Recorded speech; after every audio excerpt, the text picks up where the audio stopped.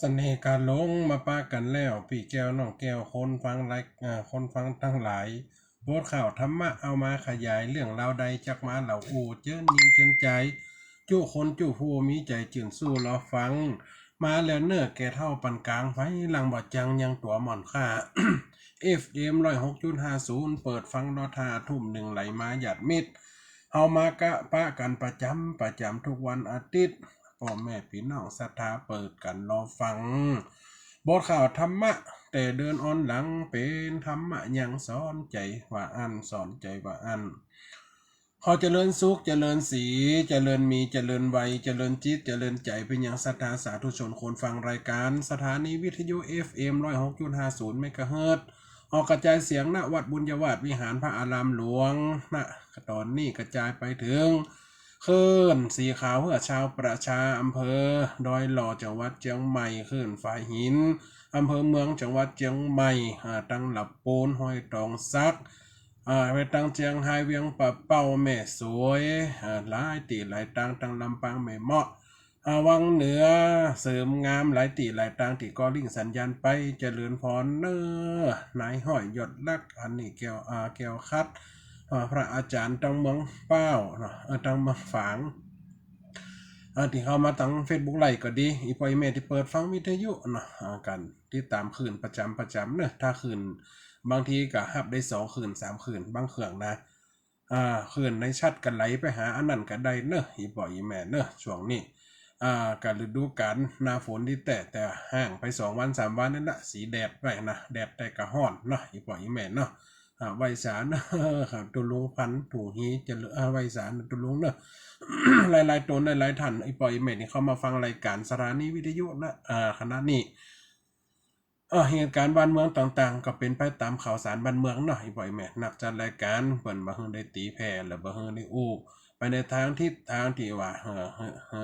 ในทางตีปลุกระดมอันหยังสักอย่างแต่ว่าเป็นกำลังใจนี่ก็อู้ได้อยู่วันนั้นจังหวัดอาตมาภาพวันศีลที่ผ่านมาก็ตั้งบาทไว้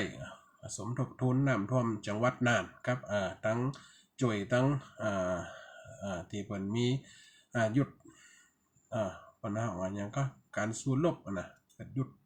ยุทโธปกรณ์อันหยังต่างๆที่เกิด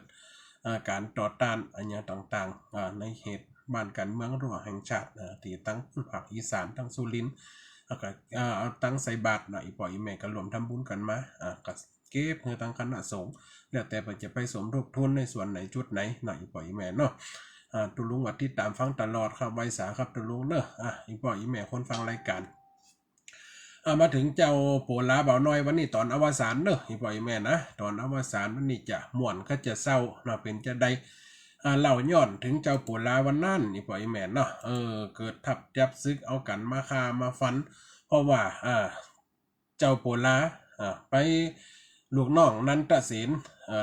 นเสนาไปลักเอานางอินปันมาไปลักเอานางอินปันมาแล้วปีไอหูเป็นไอนะเป็นปีเป็นห้องว่าบ้านเฮาห้องปีไออีกเนาะกะพอใจในความตัดสินใจในความเคารพว่าปอเนี่ยยกเฮือได้ง่ายได้เจ้ากาวนผู้เป็นไอ้น้องของอินปันก็จะมาชิงเอากับมาสู้กันได้หลายวันได้เป็น2-3 เดือนเนี่ยนะโอ้สู้กันถ้าอย่างกับเหตุการณ์ปัจจุบันเนี่ยอาเพจุมอาเพจีอาคุมอากาฟอมาฮอกกินโลเจ้าหน้าปืนใหญ่ไม่แผ่วพ่นเหี่ยวกีบเฟินพ่นน่ะต่อยิงกันลุ่มๆน้ำสุดท้ายมาปวดแล้วว่าถ้าจะมายิงมาฆ่ากันจะอีกโอ้บ้านเมืองกับคนก็จะมาบันได้การได้งานยังก็จะมาล่มมาตายกันได้ความเปลี่ยนไปนี่ชีวิตคนเฮาจะมาเสียกากับเพราะเรื่องของเจ้าพญาอีเปลี่ยนไปมันได้เนี่ยจริงเขาจนจ้างกันนะจนจ้างกันว่านั้นเล่าถึงกันจนจ้างหน่อยปล่อยแม่เนาะเล่าจนจ้างก็น่าจะเล่าเรื่องแหมน้อยเนาะเล่าเรื่องแหมน้อยก็มาถึงว่าเจ้ากาวนก็นั่นตกจ้างตายเพราะว่ายังมีความเมตตาปานีบ่มีความการุณบ่มีความเมตตาต่อสัตว์ขนาบขาบขี่จ้างจ้างจนจ้างตัวแห้งหาว่าได้ทีไหลแตงเปิ่นก็นั่นเอาหอกกำหูเอาขอเขาซับนะครับจ้างกับห้องโอดอวยลำพึงลำพันว่าเจ้ามันยังบ่ฮักเนี่ยก็เลย จกแข่งเจ้ามากำได้กำมาฆ่าแม่บัวหลีแม่เพ็ญศรีเนอะยุทธพงศ์นะภาษาอังกฤษนะกะลังแม่นนะกะเดี๋ยวแม่เพ็ญศรีว่าไว้สาเจ้าสาธุเจ้าอาจารย์เนอะเอาฟังกันต่อวันนี้ตอนอวสานเนอะตอนที่10โปลาเบาหน่อยตอนอวสานวันนี้ตอนสีพาใหญ่นอได้พาพุทธเกิดเชิงหยุดโหฟันกันตายป้อปงปันแล้วไอ้บ่อป้อใจปาเสนานายมาห่มขินข้าเจ้าโปลากับนางนอนลาอินปันยิ่งนาดนองอยู่ร่วมกันพอใจเตียงต้องได้จากห้องปาลาเสียปีไอเข้ามาโดยหาปาโมเสนาจริงฟันบันคาบ่มีไฟได้มีใจออกหน้าเป็นเวลาเหมือนนักคนก็ล้มตายมากไม่แต่ตักเจ้าบ้านเดือดร้อนทุกไปนะถ้ามีซึกมีสงครามย่อมจะเดือดร้อนไปทุกวันละแห่งทุกย่อมเนี่ยอย่างที่เขาหันเหตุการณ์ปัจจุบันเนี่ยจะอีบ่อยแม่นเนาะเจ้าบ้านเดือดร้อนทุกไปฟ้องก็เสียลูกฟ้องผัวเขาตายออกสู่เต้าได้บ่เจ็บก็หันเดือดนั้นกันตัวจองตัวบ้านเป็นเวลานานยิ่งนักสู่ฝันกันจนบ่ได้ฟักกาวนปีไออาธรรมสั่งเข้าสู่ติดต่อติดตามกลางสงครามโหกันกึกกองจนไล่กันมาถึงเขตข่ายป้องปาลานาสีแวนแควนที่ป้อมปาการเจ้าของเจ้ามิงแม่นต่างก็ต่อสู้ดุดันโปลาปอเต้าหันบ่อจัดการจากสู่ไปนานเสียฝนบ่อน้อยเจ้าโปลาว่ากลัวคนจะตายไปนักก็เลยมาเอาจ้างจนจ้างอันนี้ลืมอันเก่าน้อยนะลืมไปเห็นน้อยหนึ่งเสียฝนบ่อหน่อยเลยแปลงสารไปถึงลอดถ้อยว่าขอจนจ้างจนมาเพราะอินดูพระเจ้าไฟฟ้าเข้าตายความหน้าส่องไปว่าเห็ม3 วันบ่เศษบ่ไปข้าเคยใจจะไปต่อสู้ถ้าว่าการตีต่อกรรมที่ต่อไอเมียแล้วนั้นจะยอมยกเอาอินปันน้องจันปุ่งขาดด้วยกำไปถ้าพี่ไอกันก็ต้องยอมใจข้าไปเวียงวังทางถอยยืนไม้สัน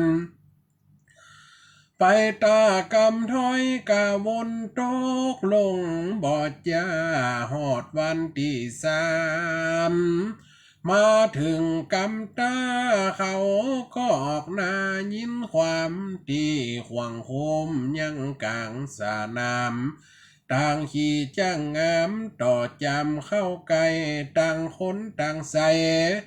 จ้างหูกำใดก็เข้าแต่งจนฝืดฟัดงากับงาจนกันอยู่ยัดเสียงสนั่นกองปาลาเสนาต่างฝ่ายพลทหารตาส่งเสียงดังมาเคาะไม่ไล่แต้มโหนั้นกันต่างก็อยู่ฝ่ายไฟฝ่ายมันซาตานพอจ้างจนกันบ่แป้บ่กันเอาหน้าจนหน้าตีนยันเสียงร้องเส้นตัวแคว้นต่อทานดูเมามันจนปอมืดกุมจนกันจะคุณกุคุณกุม ฝนเต้าฟงจนปอกันลุ่มคนก่อสุมพอสาวจ้างเจ้าโปลาเหมือนจากอ่อนหนาวถอยหลังต่อเจ้ากาวนมันได้ทีใส่เข้าโซนเอาหัวเข้าจนซับคอเข้าสู้จนจ้างปวดลาห้องดังอุดอูปุนตาอินโดยิ่งนักกาวนได้ที่ก็ตีต่อจักเอาหอกกำขอจ้างมันเอาจนแปดตึงบ่สงสารทรมานจ้างภายตัวกาจ้างโปลาหนเอาหน้าจนหน้าถอยไปยันกาต่อไม้เอาหัวของมันอยู่ยันกันไว้เหมือนสู่บ่ได้โหนทีพอจะถอดโลนพอจะหกหนีเจ้าก็อูดีต่อจ้างตัวกาว่ากุญจาลาพอเธอจ้างข้ากาเฮากันสักดาเปิ่นนักเจ้าบ่ไว้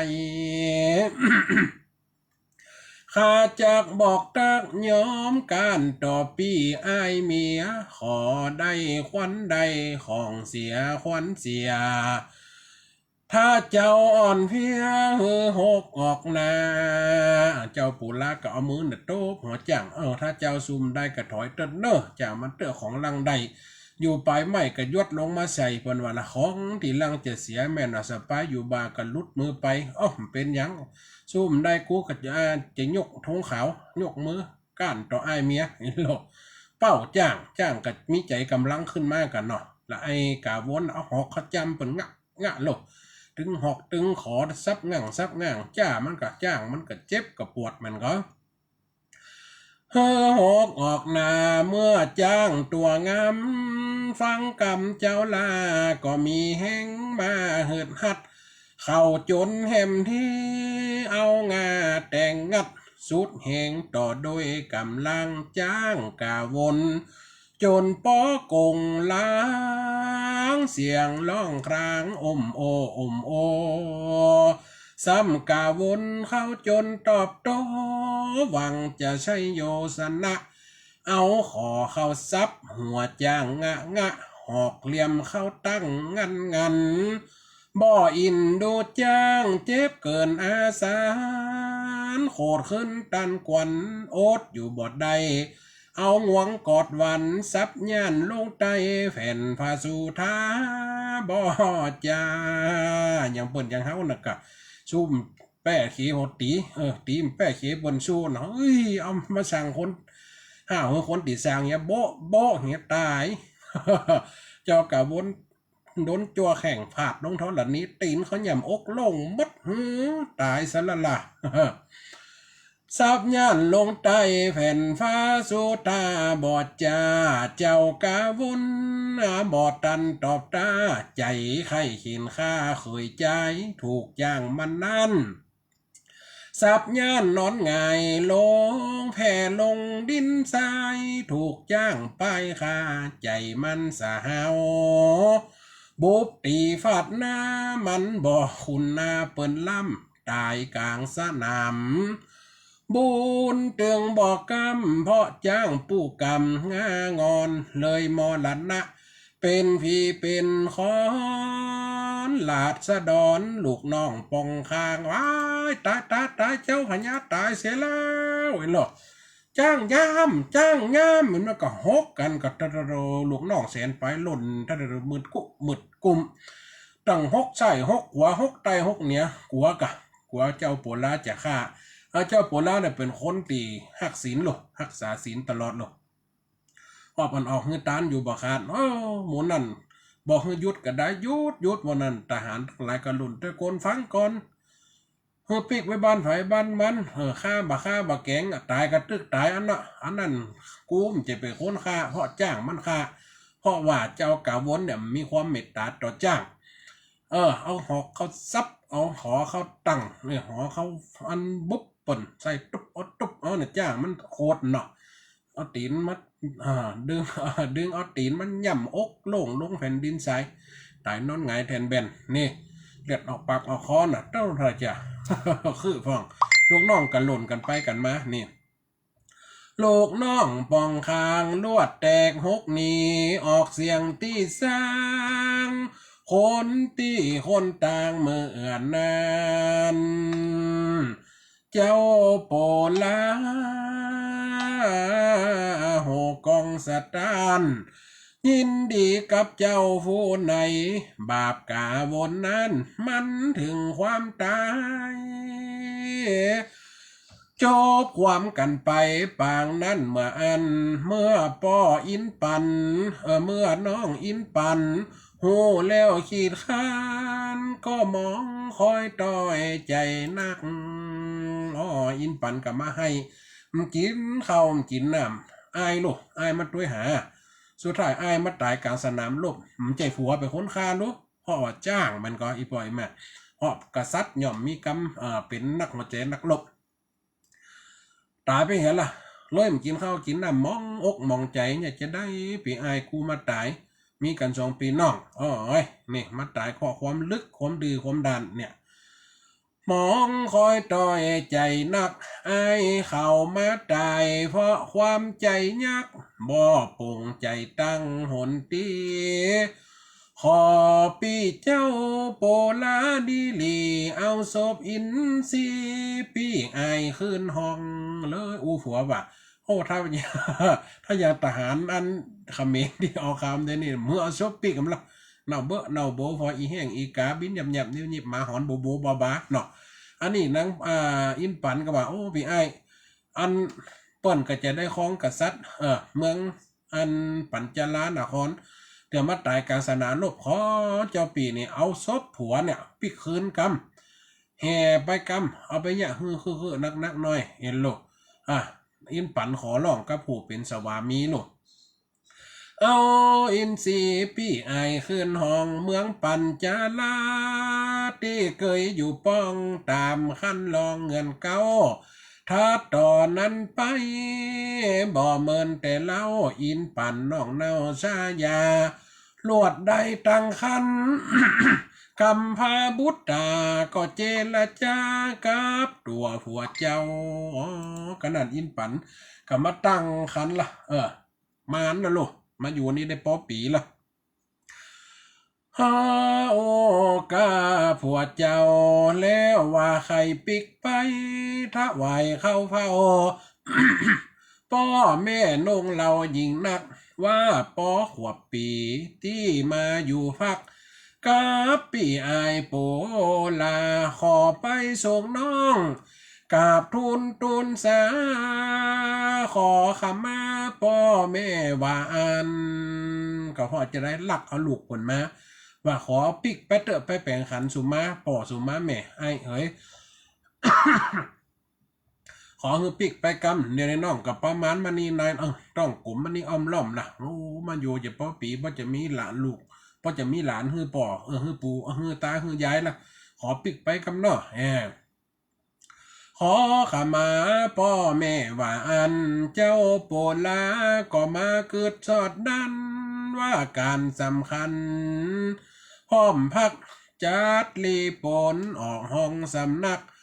จะไปกับไว้ทุนองค์ตามใจมิงมิดได้คิดประสงค์ก็ตกลงไปกันพร้อมหน้าเสนาผลงานเจ้าข้าปอเดือนกาตองเต้าไปถึงตียังเขตเมืองแต่เล่าป่อเจ้าแม่เจ้า2 ลาเดือน1ในการเดินทางนะเมื่อกาลนั้นต่างได้ขึ้นหาอินปันธิดาก็ร้องลำให้หันแม่ของตนทรงพลจิ้มไก่หอราไทยสตานลวดขมากรรมบ่มีเหี่ยวมันตีได้บอกที่ทานไข่กรรมลวดเลื่อมเลียงตุกภัยแก่กรรมการกระทำกาวนปีเจ้าเรื่องเก่าเรื่องหลัง ว่าปีอ้ายไปตายเคาะในสนามรบก็ไปต้อยหาน้องเนี่ยไปตายจ้างค่าเนี่ยต่างก็เข้าใจดวงไทยออกเขาบ่พิษแต่เราสักนิดป่อหูความหลั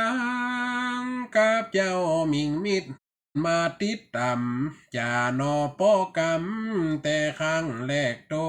พี่เฮาบ่ใครสืบสนเขาป้าไผ่พลไปหบน่ะเปิ่นป้าไผ่พลไปหบคนเดียวลูกป่อเข้าใจหมดบัดโตดไผ่สักคนเรื่องนี้เนี่ยก็มาตายคอหักเต้าตบบ่ใจเพราะเจ้าโปลามันขนาบจางลำข้างเดือตาถูกกุนสาลาย่ำแตงดังอันต่างก็เข้าใจหัวใดขีดขันจ้าลำพันพรำพร้อมเมื่อลูกเคยเขาเกยนบน้อมแต่งขันดอกซ้อมบันตาอยู่กับมาเมืองปอเดือนลัดทาเนี่ยอยู่กับปอเดือนละอินปั่นก่อนลาปีคืนปีกปอกคืนบ้านกับเมืองปาราณสีวานก็ขอดบุญตันลูกลักปิกมาโป๊กกับมานฮอดตอนที่จะไปหาป่อหาแม่กับประมาณได้แล้วเนาะพอ2 เดือน 3 เดือนปิกมาได้แหม3-4 เดือนเจ้าอินปันเนี่ยก็ได้ประสูติที่การลูกออกมาคนนั่นเป็นแม่ยิงจะเป็นไผมาเกิดอีปล่อยแม่ติดตามคนได้ฟังตั้งแต่ต้นจะได้จำได้ว่าจันตาคือน้องของเจ้าปุราตีตาเสือคบเนาะปากันหลงแพะหลงป่าตีปอเอาไปปล่อยเสียคบกินให้หาน้องฮักน้องขนาดนักเอาตีนซีนน้องมากขี้สากเสือนะได้ตีนซีนน้องเอาติดเนื้อติดตัวฟ้าฮักน้องขนาดนักมีกัน2 ปีน้องนี่การมาขอดขนาดจิตวิญญาณน้องจันตาจะมาเกิดกับอายละนี่หม้อเหมือนดังอันก็ขอดบุญตันลูกรักเกิดมาเป็นหญิงหน้าตาแคมข้าข่าวดูอวบอ้วนใสงาม เมื่อโปลาเต้าหนอเจ้าบุญลามหันลูกนงลามเป็นหญิงดังอันเข้าไปฝอกอยหาลูกจันก็เกิดลำพานใจนักเสด็จเจ้าพญาปูลาเอ้ยบัดเดียวแม่เจ้าอินปันได้ประสูติที่การลูกเป็นแม่ยิงเนอะเหรอฮะละตีกล้องห้องใจกันละตุ่มปุยตีกล้องจิสะโปกขึ้นตั้งบ้านเมืองไฟเสียเหี่ยเลี้ยงประกาศสิ่งว่าดีใจจะได้ลูกแซมหูเป็นแม่ยิง6เข้าไปฟอกะนี่ได้เกิดลำพันใจนักน้ำตาไหลย้อยลงผ่าฟักเหมือนหันน้องลาจันตาเมื่อครั้งก่อนนั้นลงป่าดงนาเสียลายโคงกากาบกัวกินเจ้าหันหน้าบุตตามาเหมือนน้องเน่าเป็นวันลูกเพิ่นหน้าเหมือนน้องที่ตายขนาดนักเนี่ยหันหน้าบุตตาอันเหมือนน้องเน่ากังออกปากไปบ่จ้าว่าจันตาเจ้าซอยมิงลากลับมาหาอายแล้วกาให้เจ้าแม่ได้แม่น้ำตาเพราะจะไหลมาก่อนเอาลูกทันทีทันใดว่าจันตาปิกมาหาอายแล้วนะตอนนั้นก็ถึงเศร้ากับขนาดนักเนาะกลับมาหาอายแล้วกาบุญเก่าสร้างบุญเก่าได้สร้างฮือน้องคืนหาเกิดห่วมใจข้าเป็นลูกปีกอายเจ้าโปลามีนาบีให้มีดีใจหาไทยจื่ออื่นยาวโลบกำกามหอบตุ่มเป่าเมื่อหันลูกเต้าที่ดา เลยใส่จื้อฮือลูกบุตรนาตาชื่อว่าจันตาเหมือนน้องของอายอ๋อยมาใส่จื้อลูกเป็นจื้อจันตาจื้อเก่าไอ้โลกว่าน้องนี่ปิกมาเกิดดีใจดีใจอบทะโรเนี่ยความหักปีน้องเนาะดังเจ้ากะวนกะหักน้องเหมือนกันอัดตัวมาเอาแต่มาตายเฮีย เหมือนน้องของอายเป็นการฉลองจัดงานกินไส้ม่วนเงินเป็นไปสตานเจ้าโปลาเกิดฮอดเหมือนนั้นได้ตุกขอเข้าง่ายแรงก็จัดแปลงไว้ห้องใหญ่สาแวงออกตานแสดงกลางคุ้มขวางบาน7 วันออกตานมีมากเสียงทานฮือแก่จันทานคนตุกปอกาในขายยิ่งใจส่วนสุขมาเปิ้งบุญเจ้านาตานเขาตานน้ำตานจีนตานปลาเจ้าโปลาสุขใจเตียงเต้าเจ้าโปลาปล่อยเป็นคนใจบุญอยู่แล้วสมาได้ลูกเป็นแม่ยิ่งมาขึ้นใจว่าเป็นน้องมาเกิดดีใจตั้งแต่หันมากะเขสร้างสร้างกวนตานอีปล่อยแม่แปลงโฮงตานอีน่ะยามมาเดียวนะ7 วันออกตาน7 วันออกตานคนติ่มมีกินคือมาเอานี่ใครจะเอาอย่างมาปลาป๋องฟิกแห้งฟิกผงไอ้เนาะมีมดหอมสับปะเนี่ยของครบของกินข้าวซุกข้าวสารมาเมื่อนี่เอามามดเอามาตั้งไว้คนได้กะกินบอกกล้านายขายบันไดเปิ่นออกมาเนี่ยมากล้ามาขายขาดทุนพุดเดินกะมีตีเปิงไหนมาเปิงนี่ฟอกขึ้นใจตัววัดตัวเนี่ยตุกมาก่อนป่อเนี่ยจากที่เป็นลูกเศรษฐีป่อเอามาปล่อยปุ๊บอีปล่อยแม่จะจำได้ว่าโบราณนี่ตุกท่านว่าไปขอเข้าละอ่อนเลี้ยงควายเนาะนี่ขอเข้าละอ่อนเลี้ยงควายเขาก็เฮ้อเต้าก็ใช้ได้มาได้เป็นดีเนี่ยก็เริ่มลืมเนี่ยปันห้องว่าคนมาลืมหักลืมเงาลืมเก่าที่ผ่านมาตานจีนตานป่ากะแปลงสาราก้นตานไว้7 วันออกมายืน7 วันออกมายืนพอเนี่ยตานจีนตานป่าเจ้าโปลาสุกใจเตียงเต้าอยู่มาบ่อนนั้นก็มีลูกเต้าน้องของจันตาซ่อนสดอันนั้นเจ้ากะวนมาเกิดก้าวแหมะเนี่ยนะ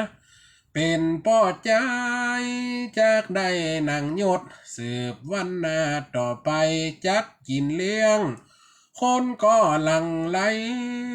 ข่าวกระจายไปทุกหย่อมยาบ้านเมืองตั้งหลายเจ้าไตไฟฟ้าก็ไล่กันมามากนักม่วนกันคือคืนสนุกใจนักกลางเวียงใจปาลาแห่งห้องย้อนเก่าถึงขอย้อนเก่าถึงพ่อเจ้าอยู่ป้องเมืองจำปาเขตค่ายย้อนไปถึงเมืองจำปานี่คือเมืองเกิดของเจ้าโปลาเป็นเมืองของปอดเศรษฐีธนะโปธาย้อนไปถึงกับปอดหลังจากที่เป็นคนหล่ำคนรวยมีลูกกับแม่ใหม่คนหนึ่งหลังเอามานั้นกะค่ำคิดงะการสปะเอาเขาตุกตามตุกมีกินล่ะให้ได้ขอตานกินอีปอยแม่นั่นได้ขอตานกินจากที่หล่ำที่รวยสุดท้ายมาขอตานเนี่ยความติมาสื่อมาซัดตอนในการดำรงชีวิตเนี่ยขอย้อนเก่าถึงพ่อเจ้าอยู่ป้องเมืองจำปาเขตค่ายธนะโปตากับตัวแม่ไทยอันเป็นแม่นาอาธรรมเขาได้ทงตุกเพราะเป็นเว้นกรรมที่ได้กระทำข้างหลังก่อนตนลวดชิบหายหากินสืบซ้อนกับเจ้าบ้านในแคว้นนานเขาก็จำนี้เคยมีเฟื่อฟันบัดเดียวโอดกันเหลือแห่งวิทย์ขาบขาดเมื่อตั้งเขาและแกง งขอตานตามแรงไปทั่วหย่อมยาคนได้กันไหลนี้ล่ะไปปูเศรษฐีทกอัพนี่ไปทางไหนก็ไปแต่ก่อนกูตุกกูมาเปิ่งขอยืมข้าวหมอกลิดหมอกแข้งเฮ้อเนี่ยเดี๋ยวมึงมาขอตานเป็นจะได้ฟองเฮ้อยันน่ะฟังคำไผ่ฟังคำแม่ไม่เมียไม่เนี่ยแต่ก่อนกับเขาน่ะจุซุยเอานะแม่นก็ตอนตีแม่ของโปลากับจันตามตายน่ะสั่งเน็บเข้มหอยว่าแต่จะเอาไฟถ้าเอาเน้อถึงมีทรัพย์สมบัติเขาจะหักกับสมบัติของอ้ายลูกเฮาเนี่ยจะมาเป็นตุกใจกำพร้าเน้อน่ะผัวกำฟังกำเมียสุดท้ายมาเป็นจะได้ออกตานขอกินเจ้าบันไปทางไหนก็ไปขอเปิ่นก็ขว่างกะไปทางไหนอย่ามาอย่างนี้ผู้ห้านี่มาถึงสองผัวเมียมาอย่างยังอีหรอเอานั่นขว่างเอานี่ขว่างสอบน้ำสอบตาไหลตีบ้านตีจ้องมดพึดนี่บาทเดียวกันเหลือแหงวิดขาบวิดมือตั้งเขาและแกงขอตานตามแรงไปทั่วหย่อมยาท่านนาโปตากับอีสาขาที่เป็นพันยาแม่นาขอบ้านไผ่ไฟเข้าไล่บ่จ้าตึงบ่พอหน้าซักลายพ้องจำหนีออกเมืองนี้ไก่ฟ้องบอกตายลาไปเหี่ยก่อนใดเจียกนี่แขนข้อตายอยู่ผู้เท่าขอตันกินไผ่ก็ไม่ให้ว่าคนจังไรสิ้นนี้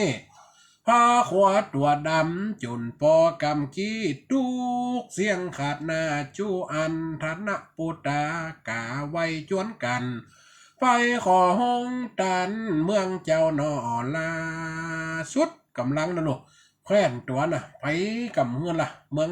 จำปานครไปเมืองละไล่ซ้ำนี้กึดไหนว่าข่าวเปิ่นดังว่าเปิ่นพญาเปิ่นมาอยู่ใหม่พญาเมืองงาน4 ปีมีพญาขึ้นตั้งใหม่ใจดีออกโฮงตานอยู่บาขาดเดี๋ยวไปสองเขาผัวเมียเขาป้ากันไปหน่อยลูกพ่อแต่กับแม่หน้าป้ากันไปจะขอตานกับเมืองตีลูกอยู่นี่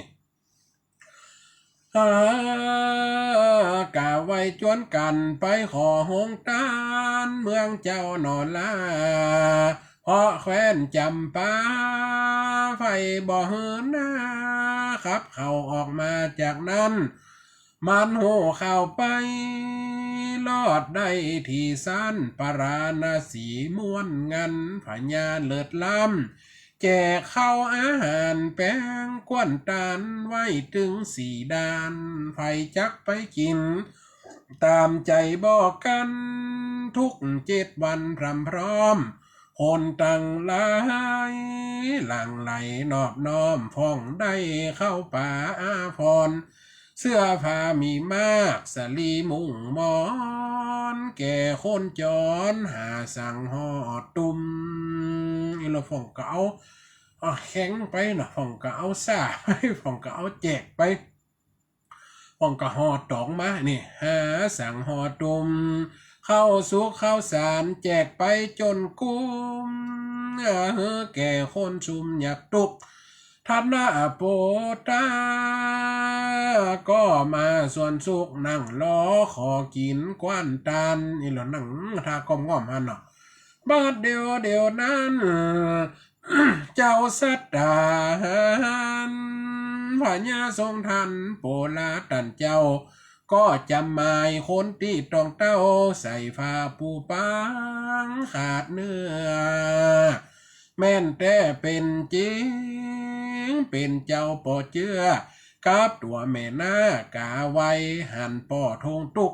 ลักน้ำตาไหลเลยสั่งกำไปสีนาคาเฝ้าเจ้าปัวลากึดกะว่าอย่างตอนที่ออกจากป่อจากแม่มาน่ะป่อกับแม่หน้ามาน่ะเขาเป็นละออนเขาใหญ่ตึกแม่นก็ป่อกับแม่ใหญ่ตึกล่ะจำหน้าได้อยู่วันนี้ป่อแม่แต่หมอกเท่าไปตอนนั้นน่ะแต่ปัวลาตอนนั้นอายุเขาได้แค่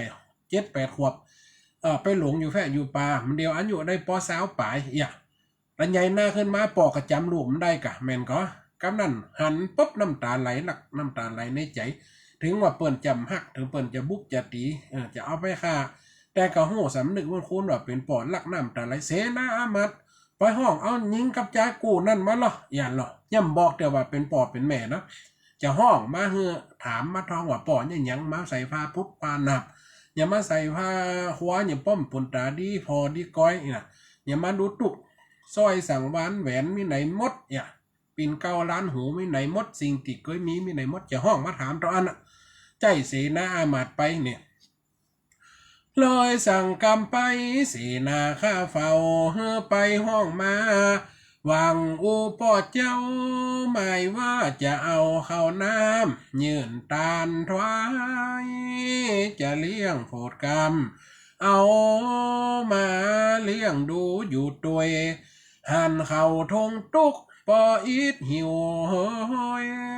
สลาล่วงลอยจนปอปุ่นอันยามนั้นเครือเขานั่งอยู่จันรอเอาของตานอยู่ย่างหันเสนาหันเตียวกันลังดิ่งหน้าเข้าเสือดิ่งเข้าซื่อหน้าเข้ามานี่ก็ฟังเฝ้าหกออกตันตาหวังว่าเปิ้นจะหยับไปเขียนตาแล้วแม่มึงกะไว้ยังปูธนะปูทะมาขอตานอยู่ตั้งหลังยืดเดี๋ยวนี้เสนาอามัดมากับหันลุ่มดิ่งหน้ามาหาเฮาเนี่ยนะนอนเฮาเหมือนคนเมืองอื่นเปิ้นจะมาบุบมาตีเฮาเนี่ยนอนแป้นล้นแม่มึงล้นเนาะป้ากันล้นแต้มหูความหมายในใจลูกจะเอามาเลี้ยงมาดูป้ากันกำแขนล้นกะ2 เท่านั่นนะนี่หวังว่าเปิ้นจะจักหยับไปเขียนเพราะคนต่างเมืองกว่าเป็นนำเสียนพิษหีดกองเมืองเปิ้นนั้นกำแขนการหกนีสตานเสนาจันหกตามออกจากขวงคุมหงตานสาน้ำจับตายามเข่าคนบาปใบเสนาอามาตย์ก็กว่าเจ้าโปลาดาลูกเพราะว่าเขไปห้องไปหับม้ามได้หมอนั่นล้นนี่ก็ล้นตะกอนเดี๋ยวก่อนหยุดก่อนก็ได้หนึ่งกันน่ะกระตู้รับหูรับตาปากันล้นกลัวตัวมันจะคนบ้านมีเมืองนี้น่ะจับตายามเขาคนบาปใบหันใส่คือเวียงเลิกอยู่ใจโดดลงไปเต่าศพลวดคอหักตายเสนามาพบก็ไปทูลเจ้าโปลาปอแต่แม่นาตายมวยลาบตาเพราะกลัวอาจญาบ่ฮู้ที่ถอยตายอย่างนั้นเนาะเนี่ยเพิ่นบำแป้บุญกับมาทูลเจ้าพญาว่าพญาเป็นเจ้าเดี๋ยวนี้2 เท่าตีว่าพอพญาไปด้วยหาด้วยห้องล้นตำล้นโจรลงคือเบื้องเนี่ยนะมันคล้ายๆเหมือนกับตีว่าคือหรือว่าป้อมปราการตีเปิ่น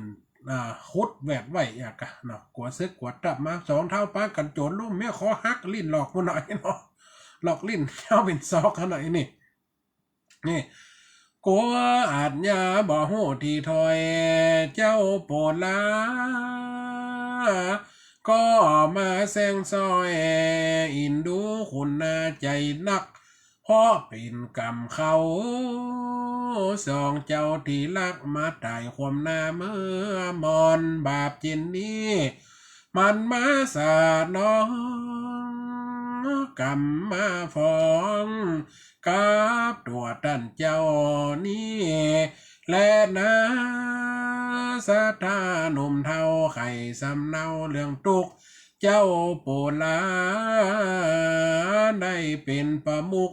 นั่งอยู่บ้านของเมืองทำบุญบ่ย่างจ้างนั่งเต้นคำเหลืองเส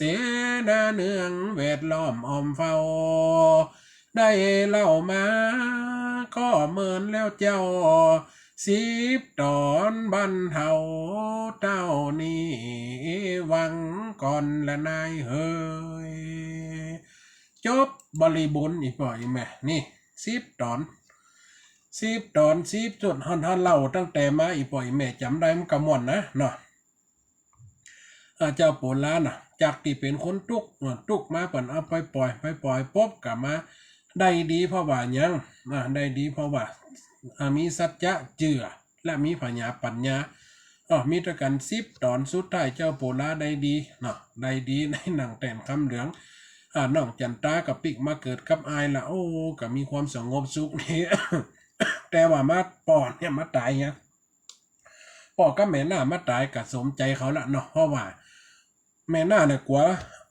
เจ้าโปลาใหญ่ขึ้นมาลูกสมบัตินั่นลูกสมบัติผู้เป็นลูกต่างแม่เนาะพอเดียวกันละคนละแม่เนาะมันก็เป็นวิบากกรรมจะอันอีปอยแม่ได้ฟังมาวัดนิทานเรื่องนี้สอนจิตสอนใจสอนอันยังฟ่องเนาะสอนจิตสอนใจได้ข้อคิดอันยังฟ่องเรื่องเจ้าโปลาเนาะหุบบ้านหุบเมืองหุบกับความใจปัญญามีสติปัญญาตั้งแต่ไปแก้ปัญหาว่าแม่หญิง2 คนหน้าเหมือนกันแม่กับลูกไผเป็นแม่เป็นลูกอันนี้ก็คือคำสอนมาอาชาเกิดมาลักษณะเหมือนกันแก้ปัญหาได้การนี้เป็นคำสอนไม่อย่างก็ไม่คิดสั้นหนาแดงเนาะอันใดหัวอันใดหางก็อันนั้นก็เป็นคำสอนเฮาได้มาอูกันจบในการผูกนี่อันนี้ก็สิ่งที่คนมันดีกัดตายไปเนี่ยการฮบตับจับซึกมันมีทั้งสมัยโบราณมาการมันละอีพ่ออีแม่ได้ฟังนะเวลาก็หลวงโดยเคยเข้ามาได้ฟังแล้วคติเตือนใจผ่องก็ได้ผูกนี่มันสอนเรื่องว่าคนเฮามีความเมตตาปราณีต่อกันเนี่ยอย่างเจ้ากาวนเนี่ยข้ามเขอันเป็นว่าสัตว์กับเปรียบเสมือนคนกับเปรียบเสมือนสัตว์คนเฮามีความเมตตากรุณาต่อกันมีความปิติยินดีหรือความขุนนะหมู่ตู้ต่อกันก็อยู่อย่างในสังคมสุดท้ายมาความเมตตามีต่อคนอื่นน่ะก็จะมาคำค่าลาวีเฮากับอุปมาจ้างเนี่ยเปรียบเสมือนหยังเปรียบเสมือนสัตว์ใหญ่เปรียบเสมือนจิตใจคนเฮาจิตใจคนเฮาดิใหญ่เลยเปิดมดในตัวนี่มันยังเต่าจิตคนเฮาจิตมีถึง108 ดวงโดยพิสดารแถมจะเป็นปั้นกดดวงแตกดับแม่นก็อีปล่อยแม่สิ่งบนเนี้ยมันใหญ่เลยเปิดมดคนเฮาจิตใจเนี่ยเมื่อฮู้เฮาว่าจิตใจเฮาใหญ่จิตใจใหญ่กว้างเฮาต้องใหญ่ใจคือกว้างใจใหญ่ใจคือกีด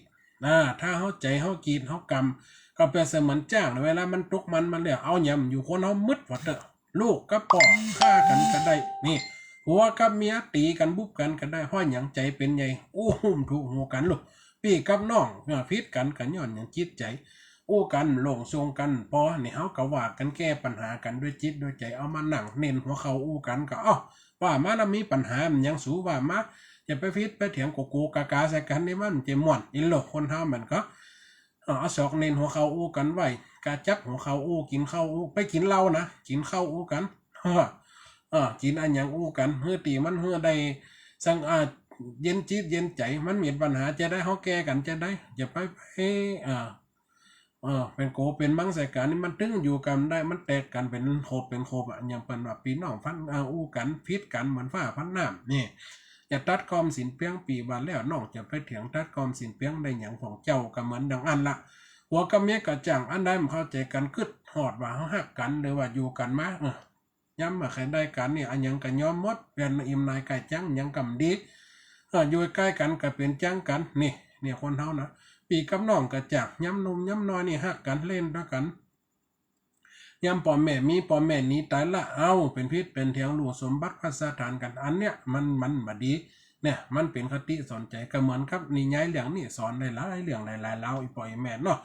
เวลากันล่วงเลยเคยเข้ามาเนาะเวลา18 นาฬิกาปัจจุบัน50 นาทีเนี่ยเปิดโอกาสให้อีปล่อยแม่ได้โทรเข้ามาเนอะเพื่อคนอื่นนั่นจะได้ได้ถามอันยังปัญหาธรรมะก็อันยังกะเนี่ยเป็นสิ่งที่สอนจิตสอนใจไปนะฟังข่าวประดาดูหนังดูละครย้อนดูตัวเองอันนี้เป็นเรื่องข่าวพระโพธิสัตว์นะเกี่ยวกับพระโพธิสัตว์ที่ว่าต้วนเตี้ยวในวัดท่าสงสารสร้างสมปานปารมีสร้างมาแต่ละจัดได้สร้างอันยังห้องนะจัดได้สร้างอันยังห้องสาธุเจริญพรไอ้ตาพระอาจารย์เจ้าสาธุโยมแม่เนอะแม่ถามมันก่อนเจ้าแม่ท่าวันฟอนเนาะสาธุเนอะทั้งเขตทั้งบรรยายแม่ดีใจเนาะคนโต๊ะก่อนในเวียงมาบ่มีประตูเจ้ามันนี่ฟังตันเนาะมันมืดไปได้เจ้าประตูเจ้าสาธุเนอะแม่ฟังเขื่อนลำปางในก้ากับเขื่อนไหนคืนสีขาว อ๋อเขื่อนสีขาวแสดงว่ามันกว้างอยู่เนาะ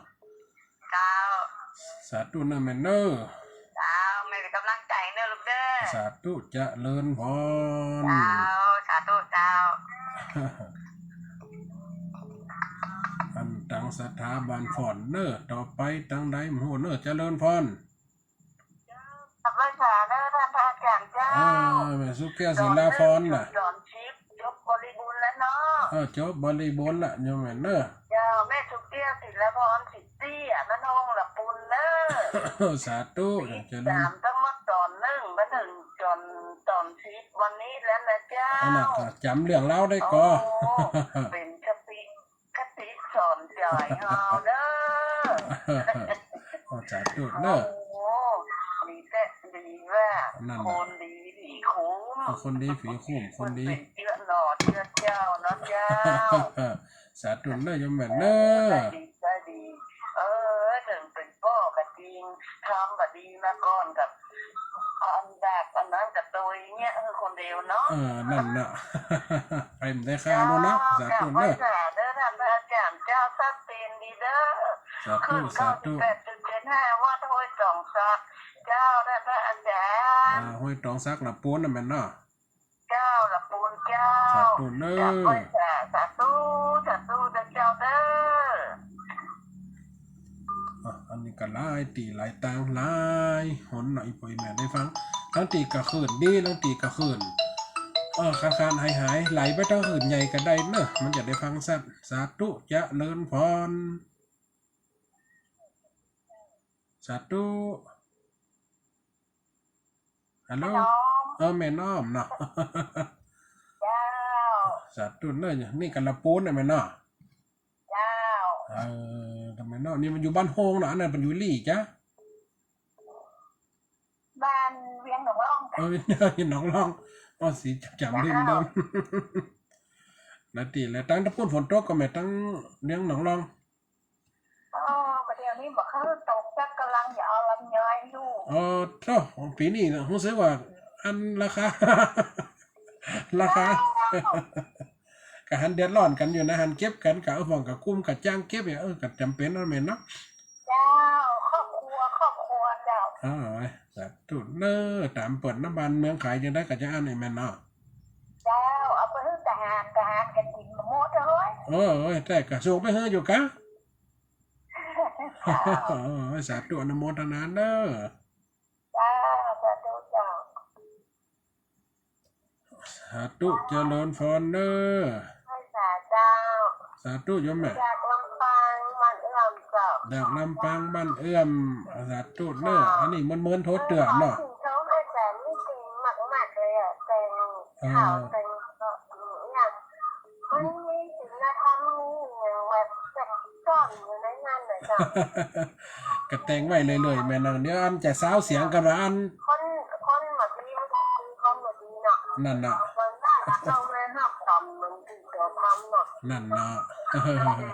เจ้ามันร้านจริง เจ้าปู่ล้านี่นะพระโพธิสัตว์นี่ปัญญาอย่างเจ้าปู่ล้าสาธุนะแม่เนอ คนผิดแต่งแต่จริงเนอะให้กำลังใจนะเจ้า สาธุสาธุ สาธุ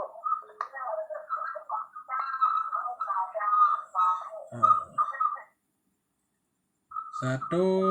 นี่แม่แก้ว อ้าวไม่แผ่ทางกันเด้อ สาธุเนอวันนี้โทรวันนั้นได้โทรเนาะ วันนั้นว่าได้โทรศัพท์โอ้มาเด้อเนี่ยเพิ่งคนว่ารับกรรมสนองกรรมหน่อย นักกรรมสนองกรรมนะกะเนี่ยนะกะ คนต้องไปทำตัวได้สักกรรมหรอก ติดนาจะเอาเหลี่ยงอย่างมาว่าให้มันจะมีอันอย่างก็มหาจารย์นะแต่งหันแต่ในสำนวนของอัตมาภาพนี่ครับอาจารย์เขาจะเอามาว่ากันเนาะอัน13กัน น่าแหละ ติดหน้าเหลืองใหม่ เจ้าเจ้า อันนี้จบบริบูรณ์หมอนกา ม่วนน่ะคนแต่อันเขาได้ขอของเปิดยังมาเป็นของตัวฟ้าเป็นมุ้งน่ะตอนได้ดอกได้ซ้ำ แม่น่ะนั่นเป็นตะเมียน้อยปุ่นเนาะเป็นตะเมียน้อยปุ่น ตอนนั้นน่ะเป็นเมียน้อยไปวางแล้วของเปิดตัวเมื่อถึงว่าลูกคนก็มีเนี่ยเป็นเขาโลก โลกมันโนดมันก็เป็นเอียนได้เหมือนเนาะสาธุเนอ เ ธุสาธุ จะเป็นกำลังใจเนอะ สาธุหายไวๆเนอะ จะกำลังหาย่างเพิ่งอย่างกำลังหาเจ้าของละ ไปอันบังคับแต่กำได้ไหนมา จะกำลังอยู่ยังมาลงกำลังเดียปล่อยเบา สาธุเนอะก่อยอันนี้เอา ๆเจ้า สาธุเจริญพร เจ้าไม่ต่อเจ้า สาธุมาจบอันเด้อ เหมือนเลยเหมือนว่ามันเหมือนชีวิตคนแท้ๆเลยเนาะ นั่นน่ะโยมแม่เหมือนชีวิตคนเรา แล้วก็อันนี้ยังแม่เป็นละอ่อนนะแม่กับนี่แม่นะ ไม่แม่นหน้าของเก่าแต่เปิ้นฮักอยู่ก้าเหมือนกัน เมืองเป้าอ่ะ อ๋อ แล้วก็มันก็ข้ามเนี่ยโอ้โหมันอะไรเลยแล้วนั่นใช่แล้วนั่นเนี่ยแล้วมันเอาผ่านนี้มาแล้วก็ไม่ได้ไปปล่อยแต่ก็จะปล่อยเหมือนกัน ปล่อยให้เลี้ยงสังขารตัวเก่าเนี่ยแม่น้องก็ยังอ่านอันนั้นมันแต่ก่อนเนาะ เพราะมันมีแก่อยู่ข้างนะแต่หายหมดเลยมันเหมือนตัวเก่าเป็นวันนี้ทุกสิ่งทุกอย่างเลยนะแต่เป็นกระแสชีวิตไปแล้วเท่าเราเนาะ แม่นไหนแม่คนแต่แม่นอ่ะ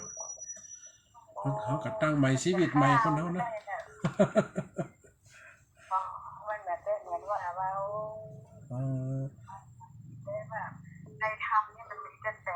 ได้ทำในส่วนมากเอาพระพุทธเจ้าเขานี่ได้ทำมาชาดกนี่นะเป็นหมื่น จริงๆเลยนะ เขียนไว้ในแม่ก็ติดตามกันไปหลายๆเรื่องเนอะ ใช่ก็หวย นั่นน่ะ ข้าวก็หวย ถ้าวันศุกร์นี่จะเตดบรรยายแม่วันศุกร์นี่เตดบรรยายเนอะ สาธุนะโยมแม่เนอะ เจ้าขอกราบไหว้พระเจ้าเป็นเจ้า สาธุเนอะ สาธุขอมีจัด อันนี้ทางเมืองเปล่ากับมีสาธุเจริญพร เจ้าเจ้า สาธุโยมแม่ ยกบริบูรณ์แล้วเนาะ สาธุโยมบริบูรณ์ล่ะได้จะต่อเรื่องใหม่จะเอาเรื่องพระเวสสันดร13กันเนาะสำนวนตีแต่งคนเดียวลำใจสำนวนในอันนี้นะสำนวนข่าวเอามาก่อนมันมีไผยากกำเตือกก็เอามาแต่ง คนเดียวเนาะ แต่งคนเดียวเอามาสำนวนข่าวมันจะฟังง่ายกว่าทำถ้าเขามันเต็กหูฟังนะแต่มันจะเป็นบาลีหนักนะแต่เป็นบาลีหนัก หวนอยู่เจ้าหวนอยู่ นั่นแหละสาธุนะโยมแม่นั่น เป็นกำลังใจให้เนอะ สาธุเจริญพรเนอะ เจ้าแต่ละตีละตัง กำ นะ ลังใจ มันก็จะมีความเปลี่ยนไปตามสถานะเรื่องนะของพระพุทธศาสนาสร้างตานปารมีศีลปารมีวิริยะปารมีขันติปารมีแต่ละจาดอันนี้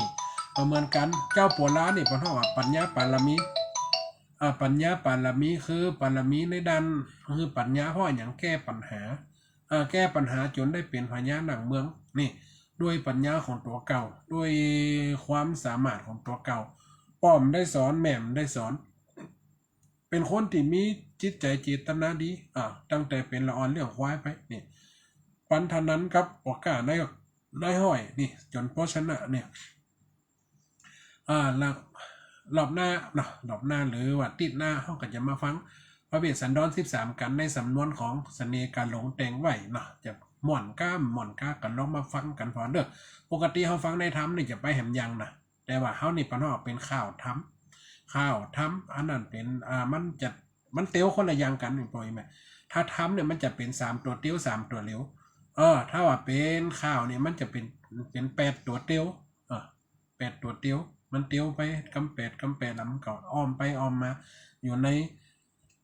บทแห่งธรรมะนะเขาจะมาว่ากันข้าวสั้นได้เอามาว่ากันแต่นะกำลังแต่งหันกะจุมปาสีต้นกำลังเขียนได้หันได้4บทอยู่4ตอนอยู่ปล่อยฟังกันไปในปล่อยแม่นเนาะอันนี้ไม่ย้ายฟ้อนเนี่ยนอนนี่นะสาธุเจริญพร โอ้มือมาแปบละ หรือว่าแปบกับตัวหางโทกูติดนะปันคนอื่นท้อฟังก้า ได้ไปโทรไปท เออเอออันนี้ขาประจำเลยใจพรนี่นะ80แต่เฮือกำเดียวนี่ ได้คิดสอง 82แข็งแรงแต่นะ ต้องมานี่ต้องใส่ดีชัดเจนกว่าดี ฝ่ายหินนี่ถึงชัดเจนนะเพราะว่าเป็นขื่นใหญ่ฝ่ายหินนี่ขื่นใหญ่ ยกไปเลยจ้ะ มันอยู่ตีนร้อยสุเทพมันก่อนลูก เจ้า กระจายได้กว้างหน่อยไม่เหี่ยวสันซ้ายสันเพิ่นแม่ริมสันซ้ายไว้ตั้งจอมต้องสันปัดต้องบนน่ะตั้งหลับปูนมันก็ถึงมดมันที่ห้อมาขึ้นเป็นใหญ่ก็นี่สัน ต้องเสร็จแล้วจบแล้วอ่ะ อันนี้ตาเวียงเปล่าๆถ้าจะ ขึ้นถ้าจะมีวันนี้ถ้ามีอะไรโทรมาแจ้งกันนะอันนี้มีแสดงว่ามันนั่นขึ้นอาจจำได้เกาะตั้งบางเหนือกับถ้าจำตันวันนี้นะตั้งแม่เหมาะเสริมงาม ของนั่นเรียกเก๋ แหละ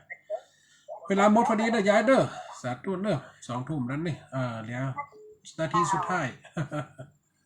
เวลาหมดเวลาเน้ออีปล่อยแม่เน้อคนฟังรายการทักทายกันไปเนาะติดหน้าเฮามาป้ากันใหม่ในเรื่องพระเวสสันดร13กันสำนวนของเสน่ห์การหลงเป็นคนแต่งเน้ออีปล่อยแม่เน้อพอดหมดเวลาแล้วคนฟังรายการขอส่งสัญญาณอุจจาปักป้อนพอนาฬิกาไหลมาลิงคอนสุดดานละจรนัดป๊บติดนี่ลาไปติดหน้าข่อยโคตรบรรจบในเวลาติดนี่วัตตาติดหน้าก่อนหน้าเติ้งเวลาจะได้มาเจริญพรสาธุเจริญพร จ้า สาธุเราต้องเสริมงามยมแม่วิน เจ้า นี่หว่าอันตั้งเขินตัวบุ่นดีอะดีกันไหม อันนี้มันนั่นนี่สายมันซ่อนค่าจานมันแม่โทรหลายรอบอ่ะ น่ะ มันตีสายซ่อน อันแสดงเติมเสริมงามนี่ติดอยู่เนาะ เจ้า สาธุเนอร์หมดเวลานี่หลังไม้เนอะแม่เนอะ เจ้า สาธุเน ฟั อง ร์ ปกตินะอาจารย์ ถ้ามาลำได้โทมเป็นย่างแม่อันที่ว่าเช็คนี่คือว่าที่ว่าขึ้นตั้งได้ ใจนะอาจารย์ สาธุได้ยมแม่เนอร์ เจ้า สาธุเนอร์ กับภาษาเด้อ สาธุ ได้โทรหาเงินแล้ว สาธุได้ยมแม่เนอร์ เจ้า เฟซบุ๊กไล่เนอะอาจารย์ดรจารุวรรณเมืองจ้าไม่ท้องอยู่ของน้อยครับผมเจริญฟอนเนอร์ตะกี้กับตั้งเสริมงามเหมือนกันว่าชละอินกูลสัตว์เนอร์ลาไปละหมดเวลาแล้ว